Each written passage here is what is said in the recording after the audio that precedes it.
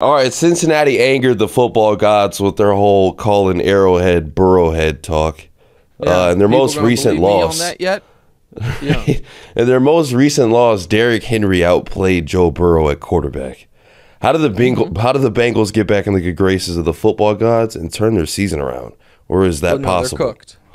They're cooked. I mean, listen, they do need to they need to atone for the sin of Burrowhead at some point if they want to be able to turn the franchise back in the right direction. But the season is cooked. And what the Bengals are doing is one of the most reckless things I've ever seen done. Joe Burrow, statistically speaking, has been the worst quarterback in the NFL this year. Now, is Joe Burrow anything close to the worst quarterback in the NFL? Of course not. So why has he been? Because he's so clearly injured. And they keep putting him out there. He has completed 2 passes all year longer than 15 yards. Jamar Chase is getting frustrated.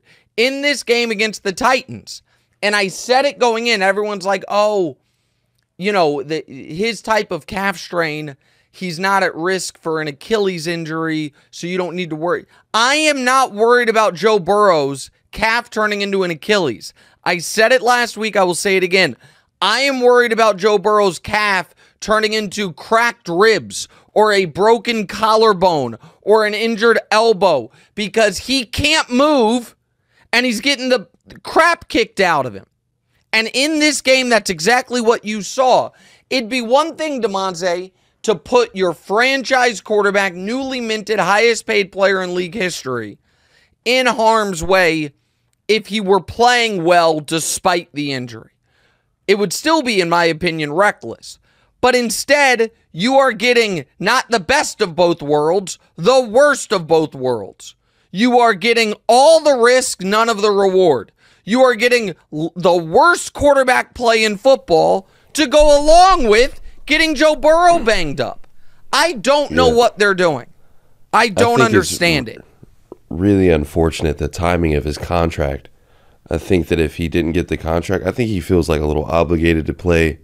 And obviously they do better just resting him and getting him in whenever, because they've got the bye week coming up. They could have rested him by now, but it's getting to that point to where it just seems like they're going to die on this hill. But I think that the contract is unfortunate. The first month of the year. I think that's a really interesting take, DeMonte, that I haven't heard anybody say. That because he got paid, he feels a responsibility to be out there.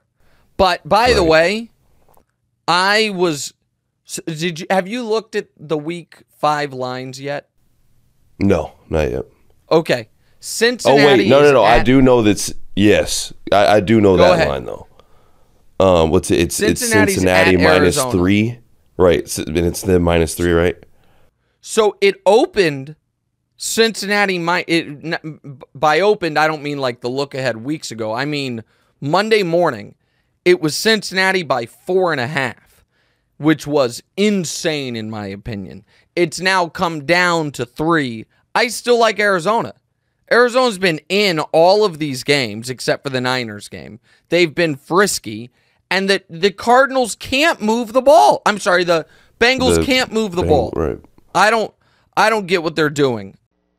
Hey, thanks for watching. Hit the subscribe button to get more from the show, and make sure to click the bell to get notified every time new content drops. Check out full episodes of What's Right wherever you get your podcasts, or just click the link in the description below.